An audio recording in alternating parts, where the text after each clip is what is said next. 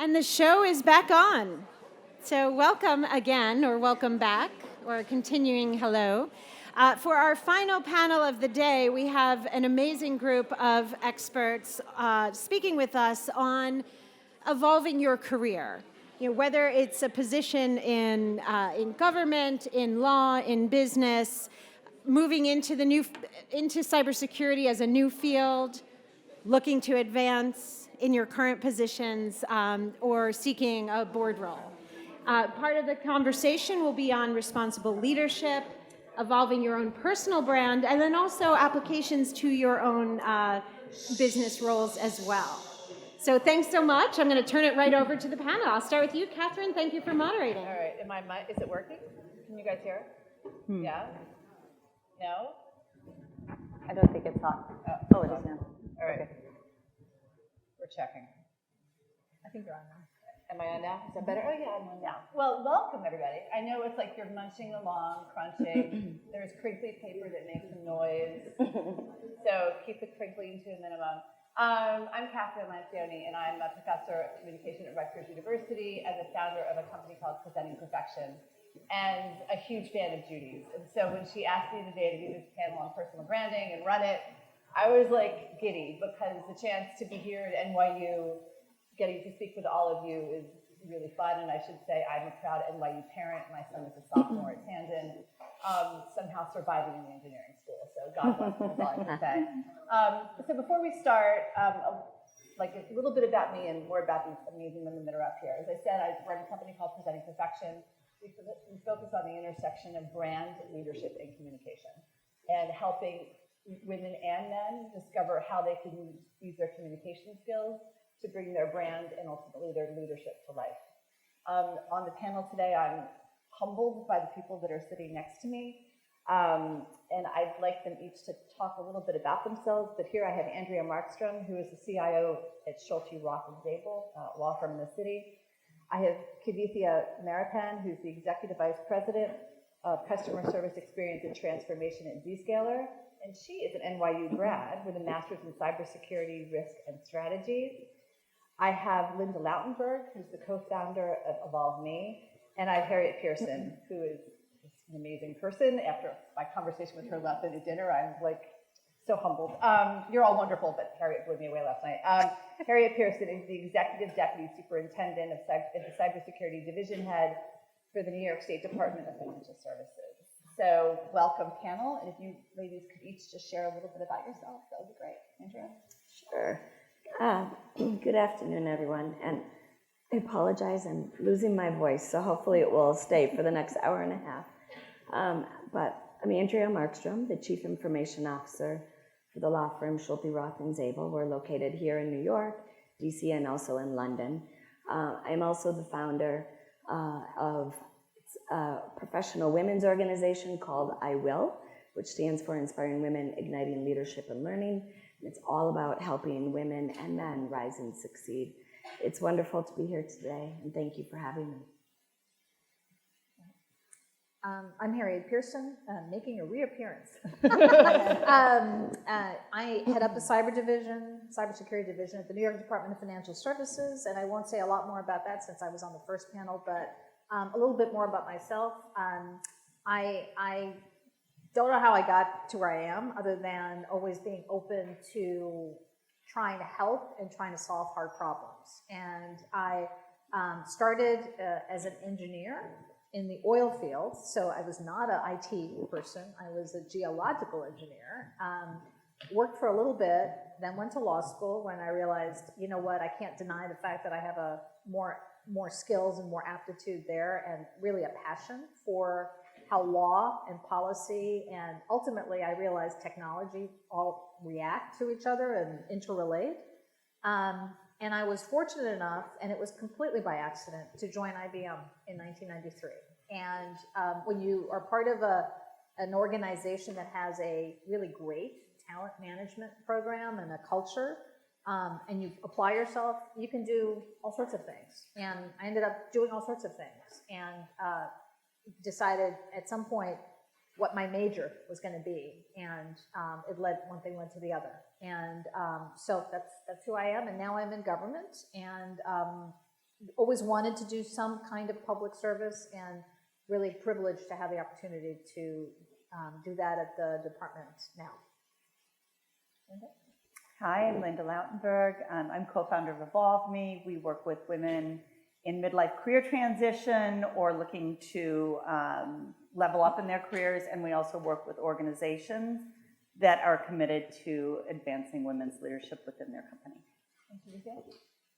Kavitha Mariappan, thank you for having me here, actually. And it's so nice to see some familiar faces. So I lead basically a customer-facing organization at Zscaler. I'm based out of the Silicon Valley, the heart of the Silicon Valley. A lot of what I do is spend time with our customers and bring their feedback back into how we're developing our products as well as our services. And we're one of the largest cloud security vendors out there. And so as you can imagine, we're in the hot seat right now with just everything that's going on, trying to create industry coalitions, work around standards, and look at the intersectionality of policy, privacy, security, compliance, and all of that. And so it's a fun place to be. I'm an engineer turned go-to-market leader, and I do a lot of work around DEI, specifically in cybersecurity in the Silicon Valley and amongst our customers. Actually, Andrea and I both are losing our voices because we were in Florida together this week. I promise you we worked really hard. Thank you for having me. Our pleasure. Okay, so incredible group of panelists, and they're all really eager to share their insights and strategies on way to enhance your personal brand and take your career to the next level. In today's discussion, we're going to explore everything from the importance of creating and developing a strong personal brand, to the concept of authentic leadership, to the realities of imposter syndrome and challenges women face working in traditionally male-dominated industries, such as cybersecurity and technology. Our panelists will also share some stories of the hurdles they face and the lessons they've learned along the way. So let's go. All right, we're going to start off with a couple of just interesting, I thought they were interesting questions because I wrote them. Okay, first question. And ladies, I'd love for you all, if you could, to respond to this one. The COVID-19 pandemic changed the way we all viewed our careers and do our jobs. One of its most notable impacts was that it forced many of us to incorporate our personal lives into our professional ones in ways that we never imagined. Whether it was the dog barking, a partner or child appearing on a Zoom call, or a doorbell ringing, we all had unexpected interruptions during our countless video conferences during the pandemic. And in many ways, our personal lives became our professional ones, and vice versa. Now that we are emerging from the pandemic, fingers crossed, hopefully, how did it impact your view of your career and your personal brand? And Andrea, I'll start with you. Yeah, I think when we understood the pandemic is here, we're all shifting and working remotely. I don't know about you, but it threw me for a loop because I was constantly on the go, constantly in work meetings, driving kids around, you name it. It was nonstop go, and it felt like during the pandemic it was a brief stop and a hard stop, I should say. And as we settled into it, I think it all gave us time to pause and reflect in terms of what are we doing, in terms of who we are, what our work is, what's the balance of our family. We had the opportunity to spend more time with family, potentially, during that pandemic timeframe. It just, for me, it brought a lot of pause and just reflection.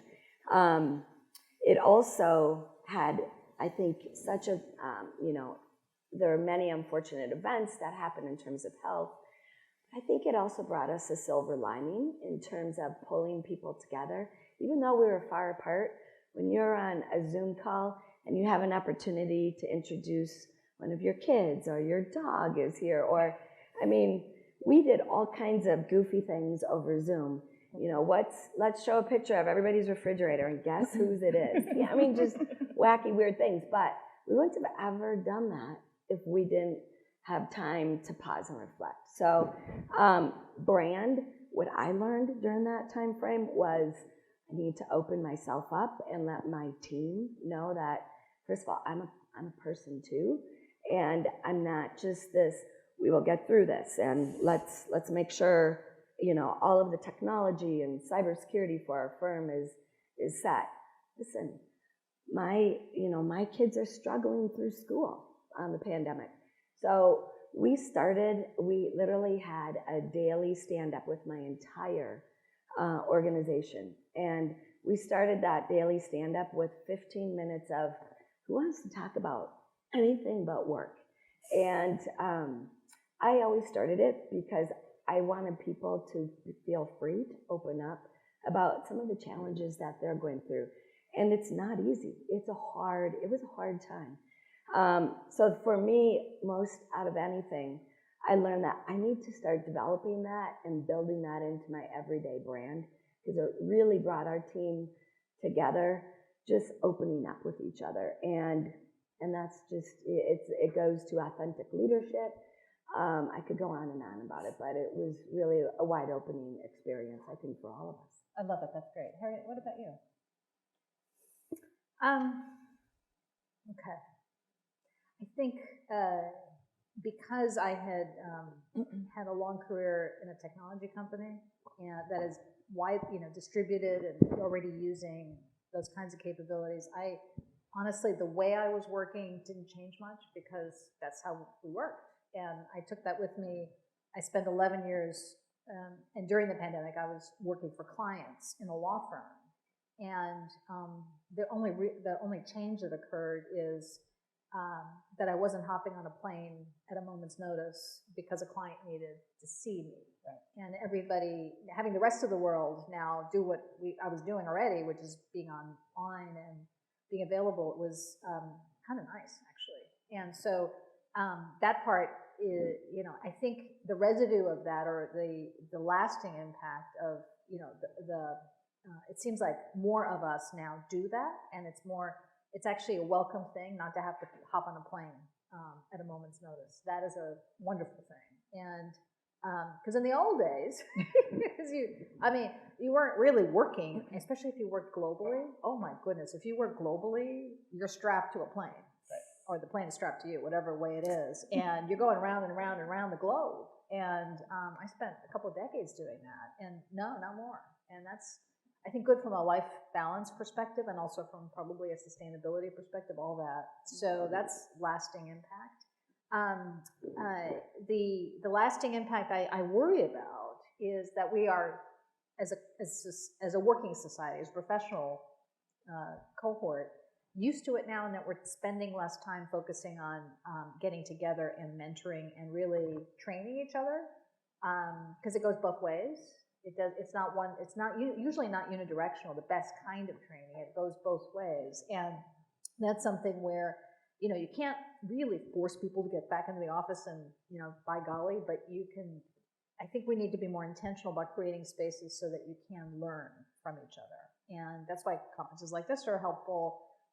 But in organizations themselves, I think you need to structure the time to get that inchoate, intangible education that you get when you spend time with people that are in roles that are important. So that's a lasting piece of insight, I think, and I worry about that. Yeah, no, I 1,000% agree with it. Yeah. Nice. So, I guess personally, it changed our company from, meeting with people in person and doing those trainings in person to doing them online, which was, we benefited from, like we all did. All of a sudden, we were meeting people, in person, seeing their faces that normally we wouldn't. Maybe that would have been a phone call or something, right? So in some ways, again, that was another way that it did kind of bring us together more, because it's so seldom now that anybody would just have a phone call. Now you're always looking at people's faces, which is kind of awesome, right? Across, continents and countries without getting on a plane. I think that in terms of like what we heard from the women that we were working with is, in addition to stepping back and thinking about like, what are we doing, or what am I doing, or do I want to keep doing this? It was, besides the what, it was also the how. So, like some were like, wow, like if this remote thing keeps up, there's a lot of other things I could do out there now and juggle the other people that I'm caring for in my life, whether it's my parents, my kids, my dog, whatever. Like now all of a sudden I have more options.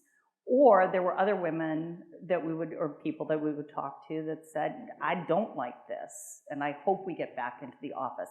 So I think people did a little diving into that, and it opened up a lot of other options, especially for women, because by and large, if there's caretaking to be done, it's us, right? So it was kind of awesome. But like Harriet said, there is a double-edged sword to it, and that is that if the preponderance of people that are taking advantage of the remote work and the hybrid work are women, then those are the people that are going to have less of the casual conversations, the water cooler, I don't even know, do they have water coolers anymore? Water cooler conversations. I was just listening to a podcast about a woman that was coming up, you know, probably my generation, that was an attorney, that said some of her best information she got at her law firm was when she was at a fax machine, because she would hear all these conversations going around, and she would learn so much from that, right? Just being around and hearing. And so if you're somebody that is not doing that, you're missing out. So it's a balance. But I think it gives options, but you have to, maybe there'll be a way that technology, we've got some smart people in here, right, can think of a way to bridge that gap so that when people are working remotely, they're more present. Yeah. And just to add to what everyone else has said, I think from a personal perspective, similar to Andrea, I was on the go, flying every week for the, I think 4 months preceding COVID. And I remember the week before that, we had come back from RSA, and COVID was, we found out 5 people who showed up at our booth had COVID, and they had been hospitalized. And we were just sitting there saying, this needs to stop, and then it did. It did, and you looked around and went, what do you do now, right? So I think in some ways it was, kind of welcomed it personally. And my oldest daughter actually was at that time a high school senior. So the upside of that was we got to spend that year with her at home before we sent her off to college. We survived having 3 teenagers in the house. Well, we did have quality family time. Now, the thing is, with what Zscaler does for a living, we are a company that sells cloud security and remote access solutions, internet access and remote access solutions. And all of a sudden, culturally though, we have always been a butts and seats type company. Everybody shows up to the office. So it's quite orthogonal in our thinking. So it caused us to really rethink our company culture.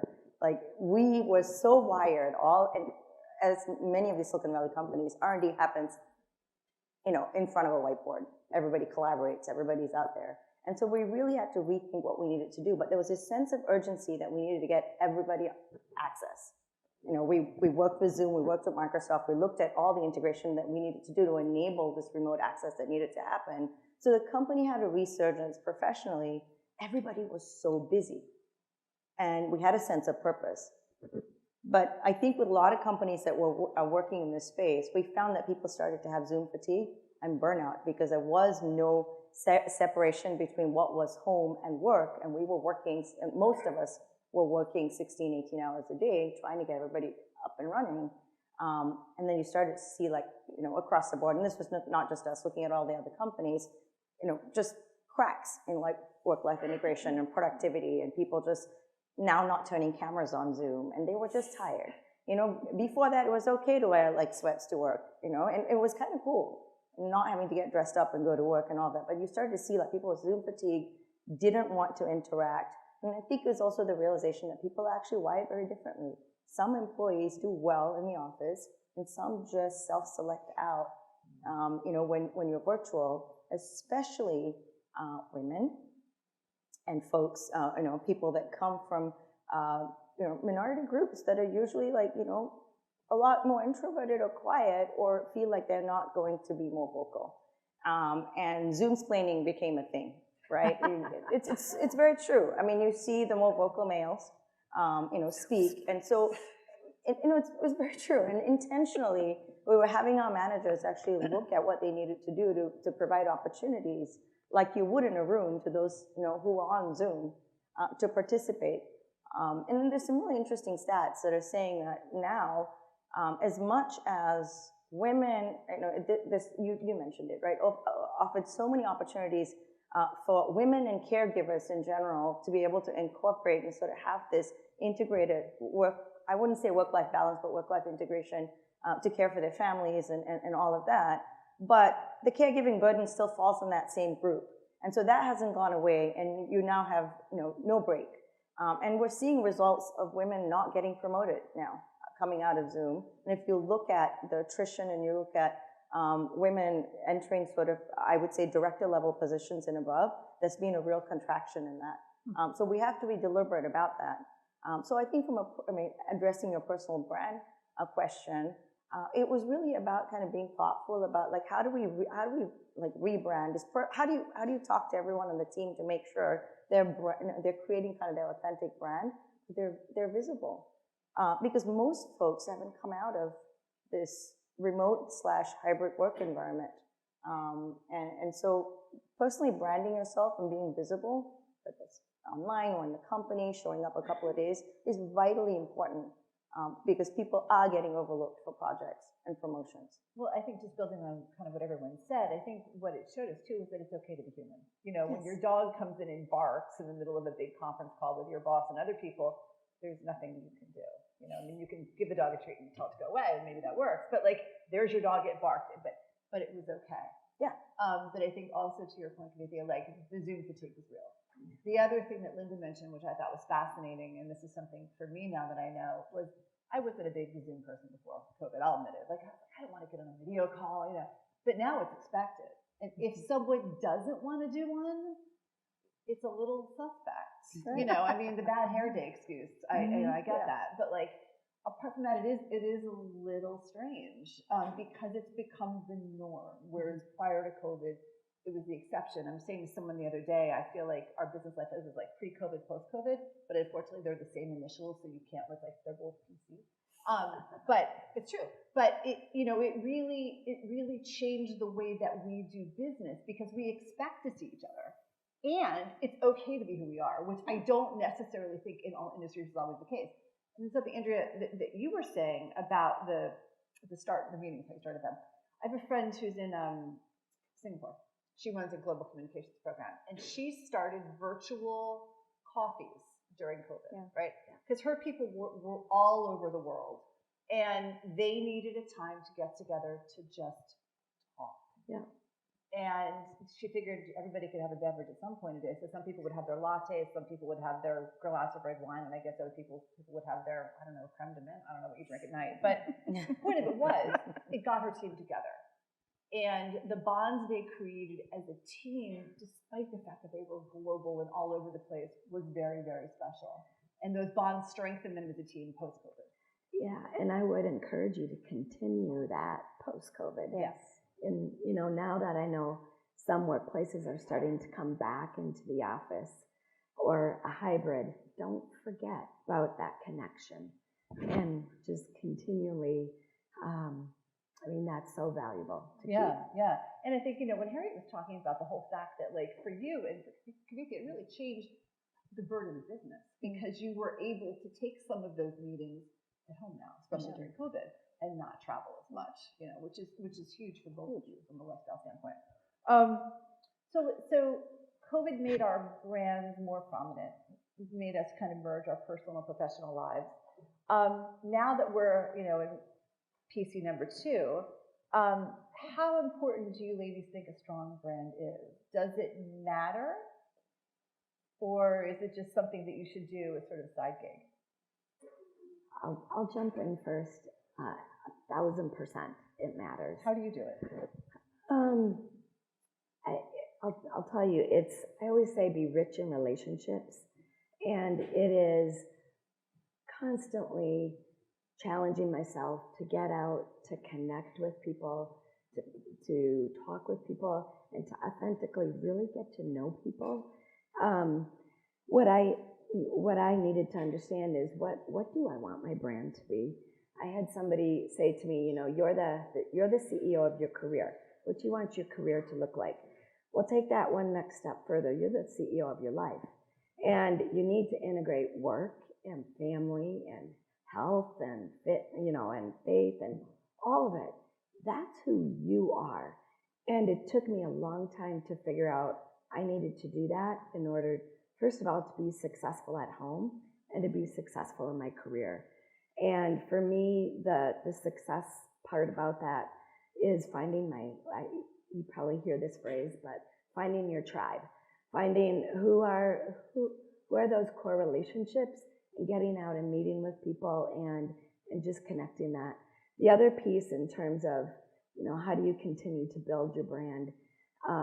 It's challenging yourself to speak up, to not be afraid to let your voice be known. I know as a woman, sometimes a woman in technology, when often we may be the one of very few in a room, it's really intimidating, and we've got that imposter syndrome.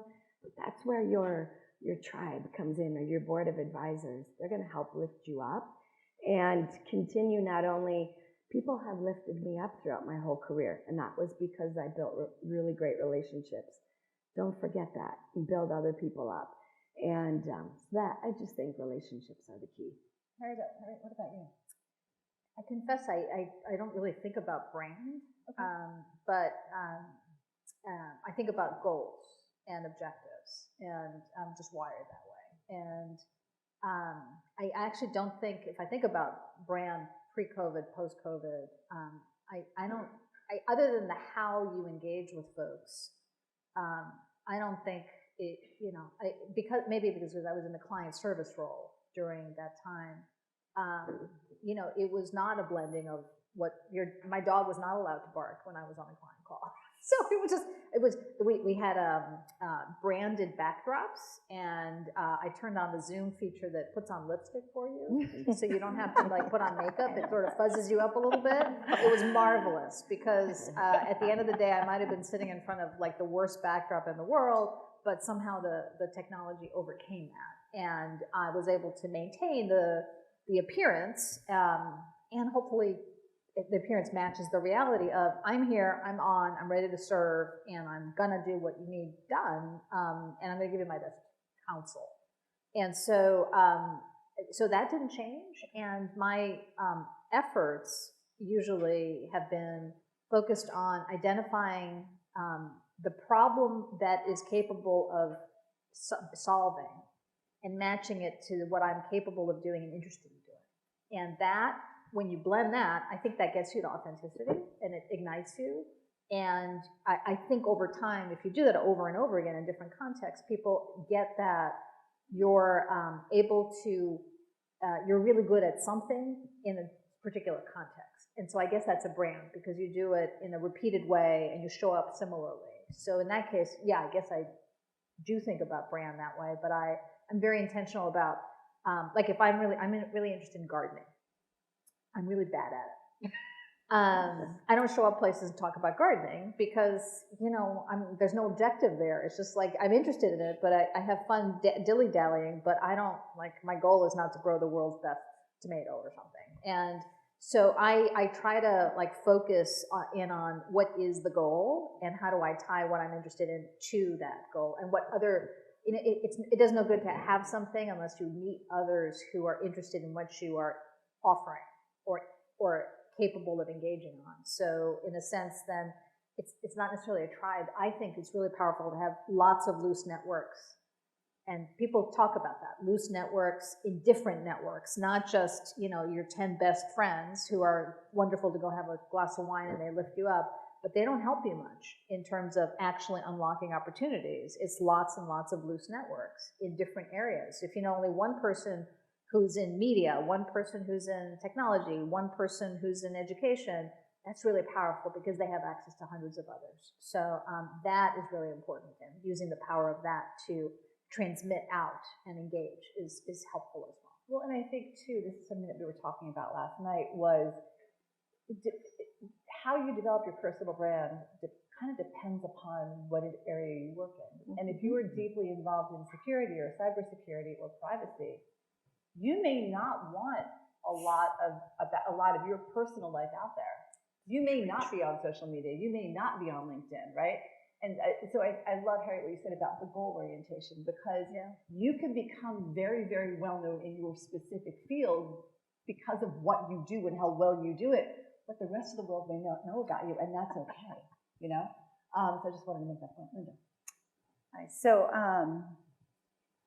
So I guess because we work both, with women that are trying to level up and women that are maybe in career transition, I think it also somewhat depends on where you are in your life. But I think that if you walk it back from the fact that, for all the women here, like, we need you to be visible, right? Because we need you to stay in the game and to keep getting promoted, because if we don't have diversity among not just, women and men, but people of all different backgrounds, like, this is all going, you guys are all in charge of security and tech, and we need more than one voice, right? Because the technology has to be for everybody. So we need all of you to be visible. To be visible, then you do kind of need to have a personal brand so that people know what you stand for, so that people can remember you. In order to have a personal brand, you have to really spend some time thinking about who you are, because you get to decide that, right? Who do you want to be professionally facing? What do you want to be known for? What are you good at? What do you want to be known for being good at? Because you might be good at some things that you don't want to do anymore, right? So you get to pick and choose. So think about your strengths, think about your values. Values matter so much about who you are in the workplace. What drives you, what motivates you, what you care about. Those are all the things that go to your personal brand. And when you feel really good and confident and secure in that, then you can be more confident outward facing. And people have more confidence in you, promotes your visibility, and then we all stay safe in the cyber world. Yeah, the analogy that I used when someone talking about this last week was that we're sort of the artist with a blank canvas. And we decide the color, how we want it to look, and you can decide what to highlight and decide what not to put on the canvas. Right? Good idea. Thank you. Just to add, they've all said such, such deep, meaningful things. So let me see what I can add to this. I believe personal branding is really important. I also believe it evolves throughout your career, right? And so looking at somebody that has had 20, 30 years, this will be my 30th year in the industry, right, in tech. So looking at where I might have been 5, 10, 20 years ago to where I am now, and where I might be 10 years from now, it evolves. But I think at the end of the day, taking a look at what your point of view is, what do you bring to the table? And that's and where do you want to get to? Like, having those aspirations and thinking about how you're going to keep sharpening that sword, right? It does matter. You know why? Because we live in a world, I believe, at least in the corporate side of things, where influence matters. And if you don't have a personal brand that's evolving, you're not visible, then your ability to influence, whether it's within your sphere, or within your role, within the group, the company, the industry, starts to be limited. I'll give you an example. I was having a conversation earlier this week with quite a senior executive who came to me and said, can I have 10 minutes with you? I need some advice. I've been offered this C-suite position, and I've been working towards this position for several years in my organization. But then when the CEO offered it to me, I said to him, really, I'm not sure if I can really do that. Ooh. So I said, okay. I said, but he thought of you. The board thought of you. It came to you, and you self-selected out. And we often do this as women. And I said, but why do you think we can't do it? She says, my team's been wanting me to have this role forever, so now that there's been an executive transition, the role's opened up. She says, I don't know, I just don't know if I can do it. She goes, after I said it, I realized that was the stupidest thing I'd done, right? But this is not having that POV and not having kind of like that, and it's not everyone's the same. I mean, it takes a while to refine kind of like having that personal sense of security and self-worth, and being comfortable with who you are. And that goes back to kind of being the authentic self. But it's really hard to be an authentic self, until you have some hard knocks, right? You figure out who you are. You kind of got to go through some of those challenges to be confident in oneself and not be bothered by these other things.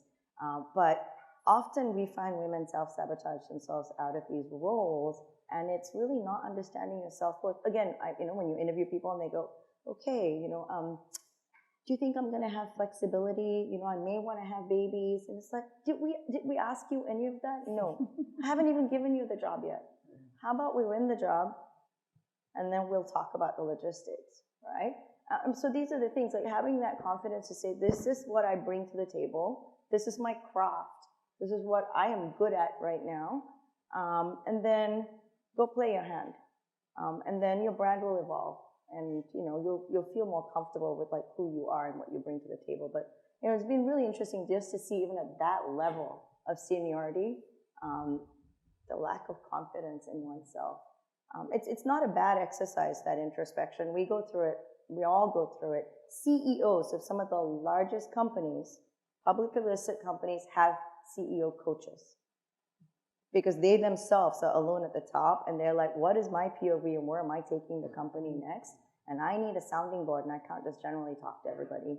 I most certainly cannot talk to my direct executive staff because that'll be a loss of confidence. But everybody needs that. And I think that goes back to like surrounding yourself with people who can help you, help you perhaps craft that and be a sounding board, whether it's mentorship or sponsorship, and thinking about those things. I think I just want to mention one thing, because that's so important. And the piece of knowing who you are, don't let anybody else tell you who your brand is. You own it. You own it. And so that's the piece to not forget about. And maybe it's going to take some time to evolve, but that's all yours. So I loved your point about that it's constantly changing and evolving, because think about, who you are when you first graduated, especially if you had like multiple careers, or even back to your point about the pandemic and how did that affect your personal brand. Like, I think a lot of us came out of the pandemic with, as different people. And so it makes sense to check in with that every once in a while. And we have, to what you were saying, we have this term that we coined at Evolve Me called FOSO. So it's fear of standing out. And it tends to be endemic to more like more underrepresented women and underrepresented people in a particular industry. So don't have FOSO. So let's move on to the imposter syndrome thing. Yeah. So I always love, Oprah gave a speech at Harvard, I think it was back in 2013, and she talked about, how Oprah became Oprah. And she said she always modeled herself after Barbara Walters, and always thought she had to look like Barbara, talk like Barbara, be Barbara. And one day, she started off as a weather person in the Midwest, and one day she cracked up while giving the weather, and the real Oprah came out. And from that day forward, she was who she was, and we all know how successful she became. But she had that feeling of imposter syndrome when she first went into journalism. And I know that women, regardless of industry, suffer from it, deal with it, and some know how to manage it and some don't. And as you were saying, Cynthia, like they self-sabotage.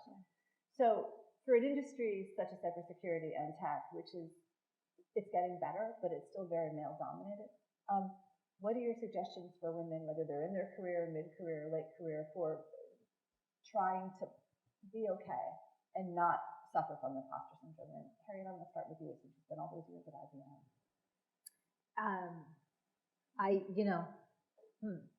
IBM was a fantastic environment, similar to the law. Actually, I've worked at 3 wonderful institutions in my career, and all of them were characterized by an intense focus on creating an environment that's supportive and inclusive. So honestly, I don't have any great insights. Well, that's good. That's wonderful, that it really is.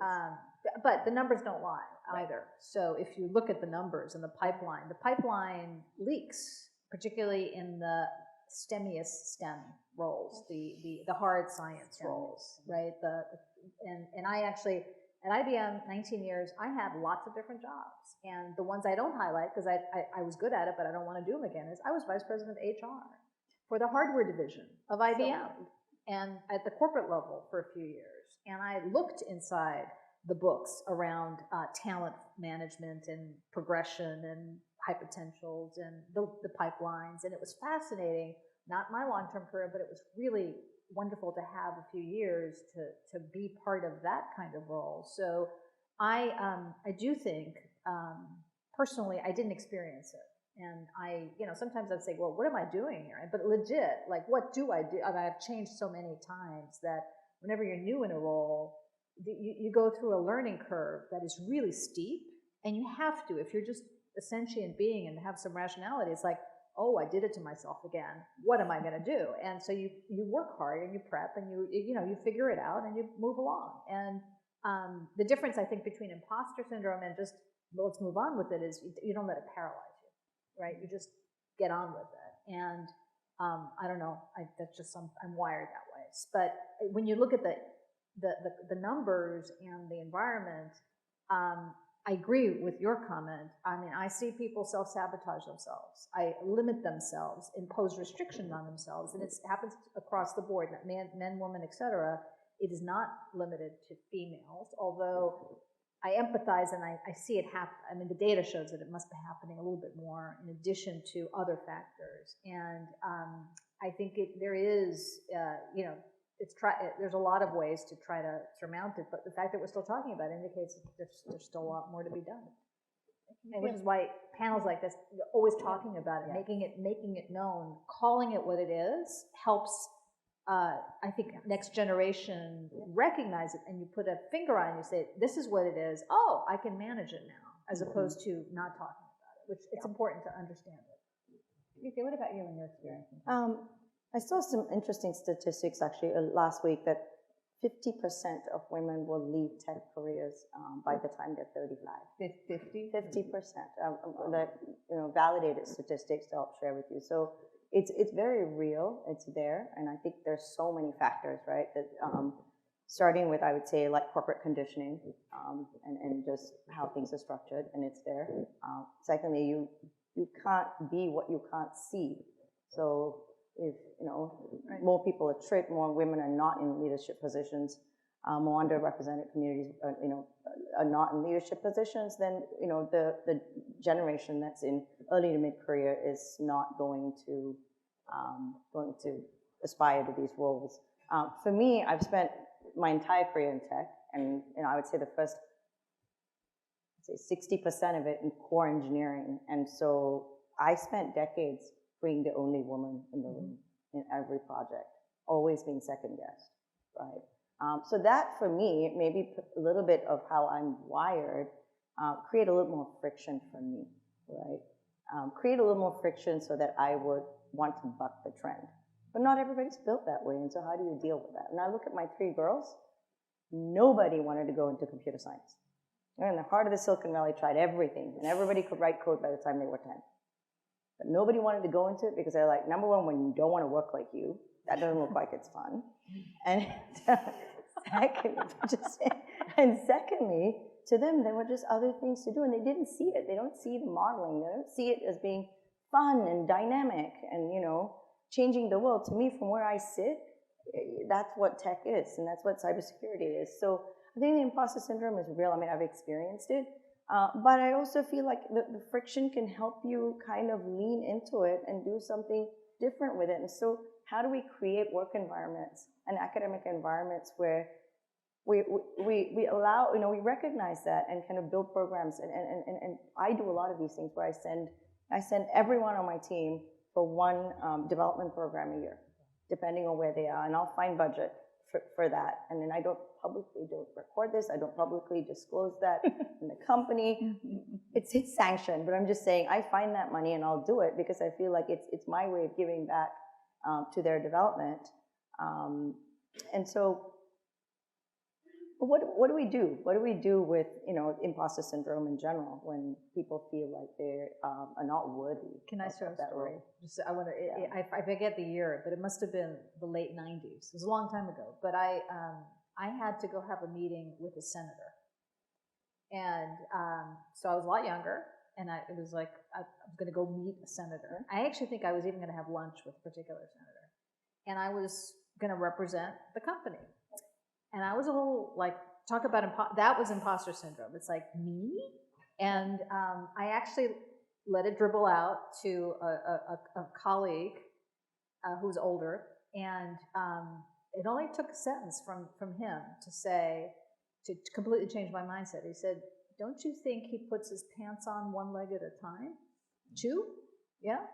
And it was just that odd picture of it, picturing the senator putting their pants on. And it changed my mindset right there. It's like, yeah. And I just had that vision when I met with the senator. It's like, hi. And it helped me a lot. And it perspective. was much more effective than going to a long development program. It just needed like somebody to So I'll say remember that. Yeah. And it's true. I mean, every human, although I have another story where I love to wear pants now, because early in my career, I wore a pantsuit on a snow day. The next day I was coached to say, "You wore pants?" And I said, "Yes." I said, "Don't wear pants again." It took me 10 years to wear pants again in the workplace. That was like in the 90s when Hillary Clinton and her press secretary pioneered pantsuit wearing. And now look at us, right? So so it's like sometimes you just need a little kick. Yeah, I've got another story that's somewhat similar. As this was years ago, and I was up for my first CIO role, and like, there's no way. I mean, I can't do this. Even though I've been leading technology organizations for 25 years, and a friend of mine said something to me like, "You've been training for this your whole career. Change the narrative. Change the narrative in your head." That just like struck me, and ever since then, and I wrote on a little sticky paper that day, and on every interview I went on, I read that before I went in, and it just gave me confidence to go, "Yep, I have been training this for my whole career. Yep, I can get that role against my male colleagues that are going for the same role. I've been doing it too. I just had to change that." That's great. Linda, did you want to add anything? Sure. I also think that imposter syndrome, it's one of those feelings that when you're feeling it, you feel like you're the only one that's feeling it, right? Like, okay, yeah, and I know you're talking about imposter syndrome, but what I'm feeling like is real. Like, I really can't do this. Like, what if somebody, the whole feeling is, what if somebody finds out that I'm a fraud? Like, you all think that I've got this. I don't really got it. I don't want you to find out, right? And so that is such a personal feeling that you get convinced in your head that you're the only one. So one of the best ways to defeat it is honestly to just talk about it with a couple colleagues or friends outside of work and when you find out that, everybody here now shared, right? I had imposter syndrome coming to sit on this panel with so, but as soon as you share it, it becomes normalized, Like, I agree, definitely put a name on it, stack the evidence in your favor, like, remember all the things you've accomplished. You have to tell yourself that and talk about it with other people. Well, it's not Because the more, at least for who we've worked with, it's almost like the more accomplished the woman, the more the imposter syndrome. And the like you reality is said. men feel it as well. It's Yeah. not just a female thing. I think I have a guy nodding his head over Yeah, there. there you Thank go. you for that. So Rob's on my team. Oh, I love that. No, but it is real. It is something It is that so we all go through. I think men just don't talk about it as much, but maybe they do. I don't But know. here's the other thing. A lot of people wing it, Yes. right? Yeah. Men wing it with confidence. Yeah. And they'll take on a position and they'll throw their hat in the ring for something that they're, suboptimally qualified for. And why not? I mean, I think you've all, what you're saying, you've all had this experience where you see a job on LinkedIn or, pick your job board, and you're like, oh God, that sounds so great. Oh gosh, I'd love to apply for it. Oh gosh, I'm not qualified. I can't meet the 15 things that they want. Yeah, but then Yeah. you actually apply for it and they actually call you for an interview. You're like, wait, what? And then sometimes you actually get that job. So we are more qualified than we realize. I've always been, not anymore, but I always used to be younger than everybody else in my role. Unfortunately, that's come to an end. But anyway, but people always say others see stuff in you that you don't see in yourself. And, the Amy Cuddy TED Talk, which I'm sure most people in this room have seen, fake it till you make it. No, it's fake it till you become it, right? And all I can say is it's real and we all suffer from it. So it's really not just a female thing, it's an everybody thing. And I think we all feel it at different times, but we just learn how to manage it, which I think is okay. What you talked about how, which I think this is amazing, how you send the women in your organization to one development or program a year. Which is Rob, you will get sent to development programs. I'm just saying. So Rob, you're good. So here's my question. So how do each of you support the next generation of female leaders in your organization? And why don't you start? Okay, so going back to the first question around COVID, one of the things I did, I don't know why, but I had a lot of people starting to reach out during COVID because I think they didn't feel connected. So I worked with my admin and I said, how about we just open up 8 hours of my calendar in 30-minute increments? I ended up doing 260 mentoring sessions that year, the first year of COVID. 30 minutes, 30 minutes, 30 minutes. And I really felt, one, I got to know our company better globally. Two, I started to realize we have a lot to do. People didn't know where to go, didn't feel like they had safe spaces. And this is not, again, representative of my company, it's just in general. Didn't have, people didn't feel like they were being, they didn't know how to advocate for themselves, et cetera. So I looked at that and I said, well, we need an official mentoring program. Let's do something about that. And so we started that, we piloted that. I created, obviously, an ERG, starting with women, and then we blueprinted that across all the other sort of underrepresented groups. So we have like 8 ERGs in the company.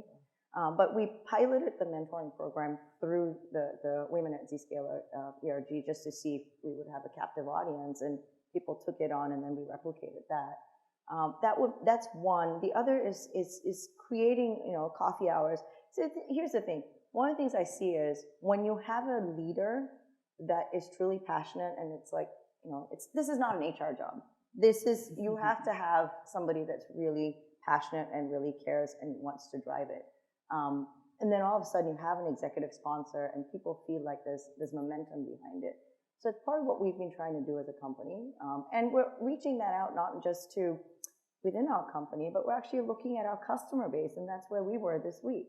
Starting to build communities, because as you get into executive ranks and leadership ranks or mid-career ranks, how do you get with your peers? So building a ton of birds of feather forums for exchange, because our problems, our challenges, our opportunities are very different at every stage in our career. So that's kind of how I've kind of tried to do it, or used our organization to do it. And then encouraging ongoing learning. So I personally came back to school, and I did this program, the MSCRS program. And I know a lot of people were skeptical. They're like, why would you do that? You've been in tech for so long, and you have an engineering background, and you were in cybersecurity. Why would you do that? And I was like, well, the program's interesting, the curriculum's interesting. The way they've designed kind of this intersectionality between law and engineering is interesting, and I don't think it's wrong for me to go back and learn. We're sitting here looking at contracts all the time, and I'm not legally trained. Why not? And it was the most fascinating thing I did for myself, but it was a way for me to model behavior. Not that I didn't, I was already working a 70-hour week, but model the behavior that said, no one is too smart or too senior. You can be humble enough to say, I can keep learning and go back to school. And that all of a sudden kind of created this groundswell within my team and adjacent teams to say, well, what are we doing? Do we have a leadership development program? What are we doing to support people going back to school part-time? Because if we don't, and we don't make our people smarter, they're going to go somewhere else to do that. Andrew, what about you? I think it's all of our responsibility to bring people along. Mentor, coach, be a sponsor. Create a forum so voices can be heard. And if there's a woman sitting at the table, and if she often does not speak up, work with her on the side, and even like role play or practice. Okay, the next meeting, is it okay if I say XYZ, I'm just say, Tabitha, what do you think? And make sure they're okay with that. But then once they start speaking, oh my God, we need that perspective at every single table.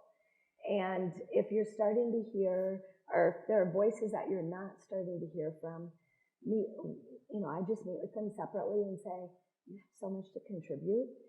Let's try this. And the more that they get practice, lo and behold, they're like running these meetings, and it's fantastic.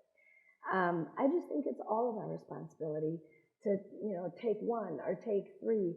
I say within my organization, for every person, female and male, take 3 people under your wing, regardless of, if you're at the help desk or you're a director or whatever your role is. Take 3 people and mentor, coach, and sponsor, because those are all 3 very different things.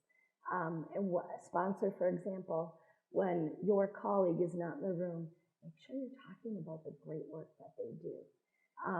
So it's just a little bit about what we do to make sure we create that forum so we can help each other rise and succeed. What's interesting is everybody thinks you have to be a senior leader to be a mentor. Everybody can be a mentor. You know, even with 3 years experience, as somebody more junior than you, you can be a mentor. And I think it's just having even that realization will help create that network. It's also more relatable when you have mentors at various stages in their career, because someone who's 22 and just out of college, if their mentor is somebody who's in their late 50s, early 60s, of course that person is going to be senior, but it's not as tangible. Whereas if it's someone who's 25 or 26, it's easier for the younger person to be. That could be me. Yeah. Harry, what did you want to add? I was just going to say, everyone is a leader. Yes. Oh, I'm sorry. That's okay. Harriet pointed at you. Yes. Yeah, sorry, Harriet. No, that's all right. You know, you all are saying it perfectly. I mean, it's anecdotes though. An anecdote would be, I'm only 6 months in the current role in a government agency, and I will say, just in case folks aren't aware, Governor Kathy Hochul of New York, Superintendent of Department of Financial Services Adrienne Harris.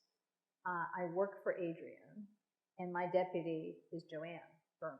So first time in my entire career, you have like the whole chain of command, female, and it's a very diverse group, and I think that's great. And it's the first time in my career. Usually it's not, right? So it's like, oh, this is great. But in terms of anecdotes, I think in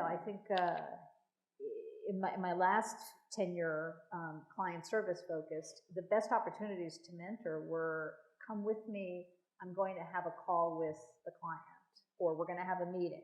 And the act of inviting a colleague, whether it's a more junior partner or a associate lawyer, it's in the law firm context, was the act of offering support, right? And it also, like with the offer of support or mentorship comes the opportunity or the burden of doing some work in return, but it is that kind of an environment. And really important both to take the time to think, even if it's not convenient to offer that, even if it's not a billable hour when that person comes along, to create that space. And then on the receiving end of the offer is you need to say yes more often than you say no, because those offers are precious and they don't come after a few tries. And because it's really hard to keep going at it, and if you keep getting, like I'm too busy, oh no, I can't. And that is where I see sometimes, particularly in the client service up or out model in the private sector, is for lots of reasons, including systemic ones, about the burden of carekeeping and the need to make sure you keep your discipline with respect to time management. Sometimes you have disproportionately females opting out of those opportunities, and that does create a consequence then, unfortunately. But I would say that opportunity to come along, and now, I sent this invitation out to the conference to my entire team, and at least one person here is from my team, and they said yes, right? They came, which is great because it's, I think, value for everybody. So those are just a couple of anecdotes. Yeah, I mean, first of all, you guys would be so good to work for. I want to be on your teams. It's like, you can't be on Harriet's team. I can. I know that you told me. Yeah, but I just have to go to that. I've already gotten a resume. Program. I want to say. Yeah, but I think another thing is, we spend a lot of time talking about diversity, right? But right now we've got 4 completely different generations in the workforce. And so I think to be the most effective coach, mentor, sponsor, or sponsee, mentee, is to really have a wider lens and spend some time understanding and listening to and broadening your network outside of your own, generation cohort. Because everybody, if you think of like the point of entry that different generations came into the workforce, it's very different. And so we look through the world at a much different lens. So trying to understand that, not only is there so much to learn, like from people that have been around longer, from younger people, and vice versa. There's so much to learn, just in terms of like stuff, but also just to understand how people think and operate, because it's very different. And so when you understand that, both men and women, then it's easier to kind of help bring people up through the ranks. And then I guess the other thing is to really try to the best that you can to foster, especially if you're senior and you're able to do that, to try to foster a culture that is more collaborative than competitive. And sometimes that can be hard if there's 10 seats at the table and you know only one is going to somebody from a certain underrepresented population, one's going to a woman. It's hard, right? But to the extent you can, like, you know, rising tide raises all ships, right? So if we want to have more diversity at the top, we have to be supporting each other where we are and the younger people. Yeah, and just building on what everyone's saying, the other part of it is, if you're young and working, you know, and you're doing your first job for a couple of years, ask if you can go on that conference call. Ask to go to that team meeting. Ask, because that's your opportunity. Why not? Worst case, the senior partner or your manager says no. But if you feel like there are things that you need to learn that you're not getting at work, ask to shadow, ask for that informative coffee. We all love to mentor. And sometimes I think from our standpoint, like, if people don't ask or you offer and they say no, we as people that have grown up in different generations and communicate a little bit differently sometimes, well, you assume, oh, maybe they're not interested. But if you want to go or you have a question, ask, because you're going to get so much from the wisdom that everybody has, whether it's your senior manager or your direct manager. I want to get into something that I think is important to talk about, and that's burnout. You know, we were talking earlier about how all the different hats that women wear in the workplace, and tech and cybersecurity are notorious for being very, very long days, and you are emblematic of that. So what are your strategies? Because, you know, the research says that burnout is top of mind, and 40% of women in the workforce at any one time are looking for a new role. And you shared the stat that 50% of women, by the time they reach 30, want to get out of tech. So how can women avoid burnout? What are some strategies that you have that they can take, or ideas? Because they still want to advance their career, but they don't want to peter out the process. So some ideas. Anybody? Yeah. Look, for me personally, sometimes life has to happen to you for that pivot to happen, right? And we talk a lot about mid-career and people having, you know, starting families and juggling, but for many of us who are at this stage in our careers, we also have the caregiving burden with aging parents and all of that.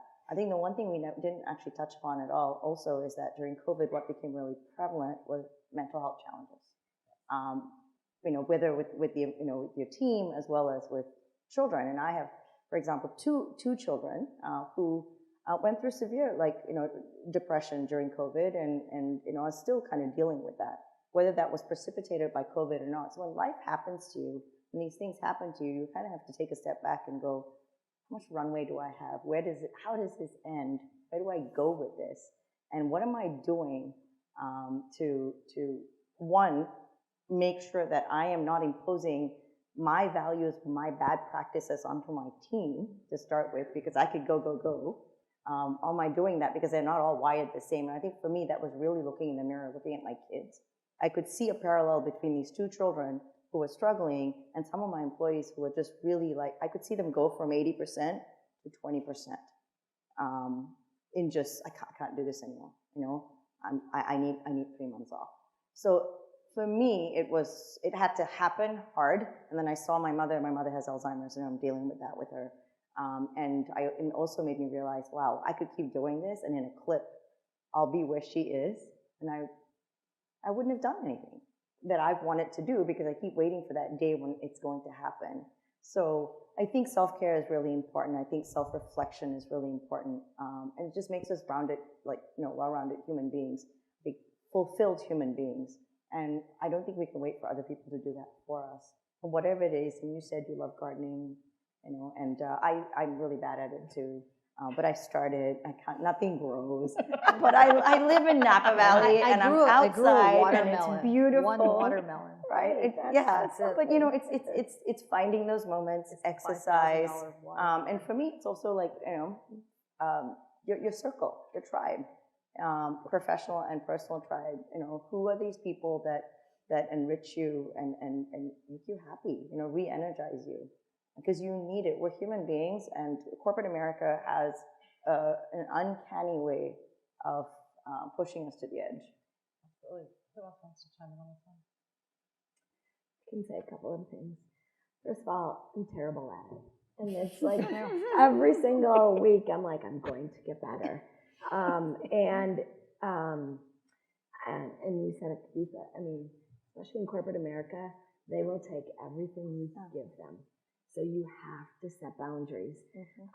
So for me, I learned I need to prioritize self-care. So I need to be really specific about it. I hired a coach, so I had to be there at a certain time. I think I'm paying for this, I better show up. But it's like getting that in the habit. I also, two other things that I realized that I needed to do to start to not burn out so much. And that is the burnout at home with mom guilt. So I have 3 children. They're all teenagers. One's in college now. And, it broke my heart when I couldn't be there for every single track meet or, something to that extent. And that would really wear on me. And I think that's burnout too. So I realized I needed to start talking with my family about, okay, what are the most important events this quarter that you want me to be there? I will be there. And I had that conversation then with my job. And if my job did not like that, it's not the place that I want to work at. Yeah. So I realized I needed to start, negotiation is the wrong word, but just really understanding what's important to my family. And then, too, I can relax a little bit on the mom guilt. I'm there. My kids know exactly, too, also what to expect. It just helped a lot from a overall being overwhelmed all the time. We have about 10 minutes left, so before I pose another question, I wanted to see if anyone in the audience would like to ask a question of our wonderful panel. There's a microphone right up there, if you could go into the mic, so I appreciate you asking a question. Okay, so hopefully my sister doesn't hate me for putting her on blast about this question, but she's actually a graduate of NYU Tandon, and so she's very well aware of what it's like to be the only woman in the room, but she is very introverted and does deal with social anxiety, and having graduated in 2020 and starting remote work and still being in remote work has not helped that social anxiety and speaking up in meetings and really just standing her ground and really stating her opinions.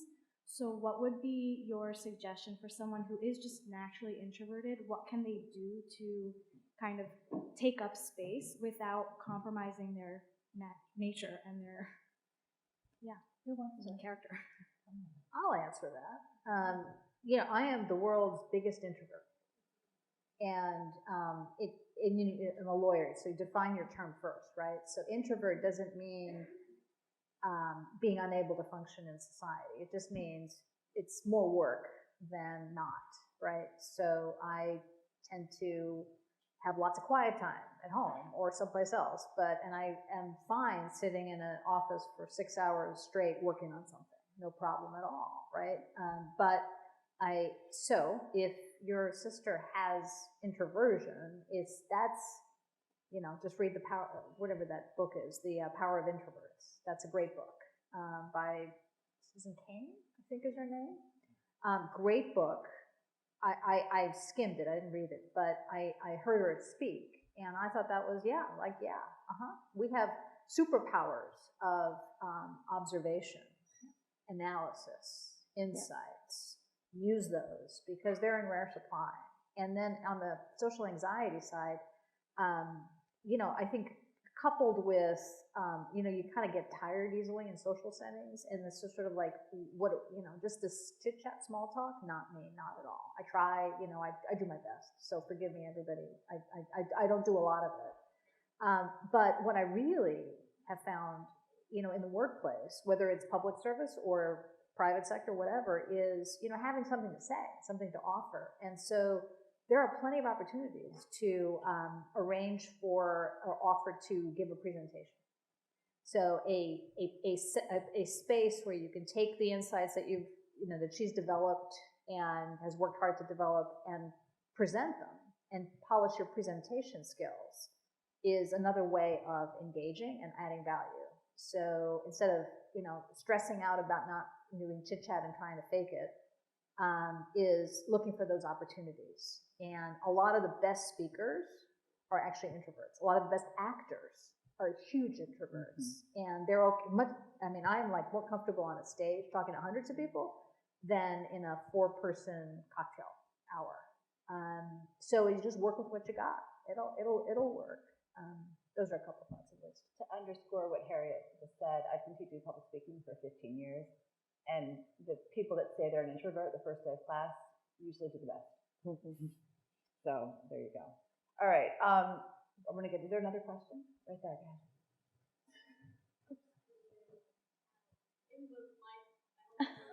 I love that. First of all, thank you so much because I was able to resonate with each one of you and each one of your stories. My name is Kanika. I am also an oil and gas applied equipment engineer a decade back, and then slowly made my way towards the IT side of things where I was helping oil and gas industry to digitalize and adapt to the industry. And now I finished cybersecurity when I'm back as a master's student, first semester in. And somebody said about the COVID times where we were on Zoom, and the most used line was, "Oh, you were on mute." And it was pre-COVID that I have felt in my life in the careers where we were dominant. When I felt like, oh, is my voice on mute? Or am I on mute? So now breaking those barriers and also finding the inclusive work environment which I will want to eventually be able to be part of this team. I again come back as a student, and I'm now finding my way to cybersecurity. So my question is, from listening to others, oh, are you on mute? But now being on the other side and muting the voices in your head that say, you know what, you need to work harder than everybody else to get your foot in the door. And you cannot stop using your voice. So how do you, do you have some practical skills that make you more resilient to use those voices in the head? And eventually believe that when you're starting fresh, but, you still have that experience and you can do it. You need to have some sharp elbows. And here's the thing, that doesn't stop even when you get to this level.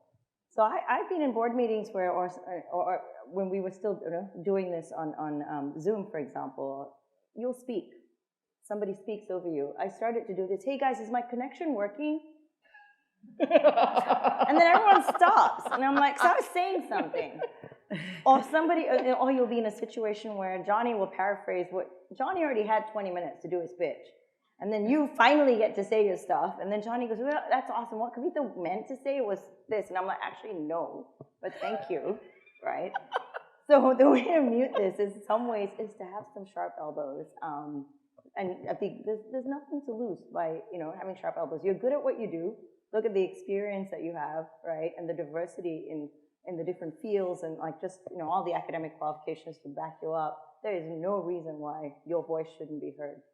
And maybe you're with the wrong group of people, and maybe find your people.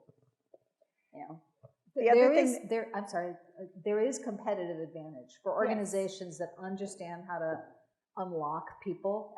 Huge. Powerful. And because I worked across companies, I saw companies that did not have those kinds of environments. And I looked at their stock price and looked at how they're performing.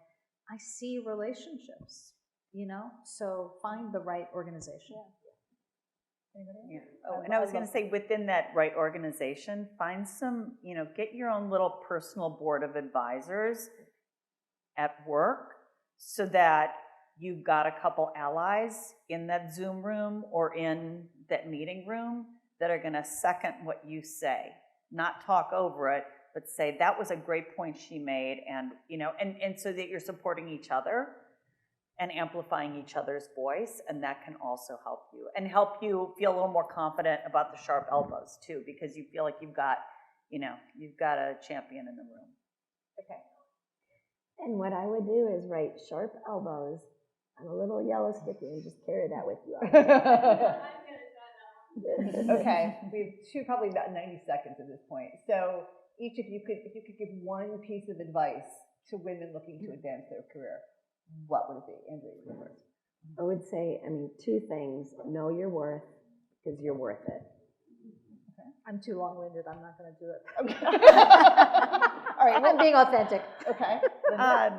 I would say periodically check in with what you're doing. Like when you have a great day at work, jot down, why was that so great? Why did I just love that? What was it that I loved about it? And then also jot down, when you have one of those moments at work that I would rather stick a needle in my eye than do that again, jot that down too. That's going to tell you a lot about, because careers are ever evolving and ever changing. It's your journey. So it'll help you think about how, because they're not linear anymore, they're zigzaggy. So just keep track of that as you go along.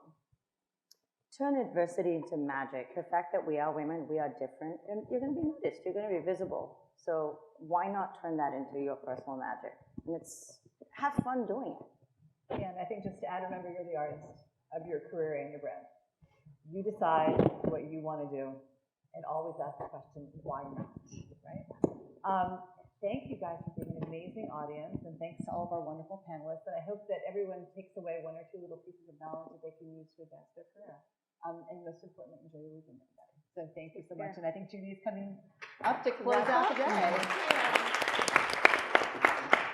Thank you so much for sharing your wisdom and your insight, and thank you all. Thanks for the great questions. If I could add one other point to the negative talk inside your head, one of the best things I read years ago was on Run Like a Mother.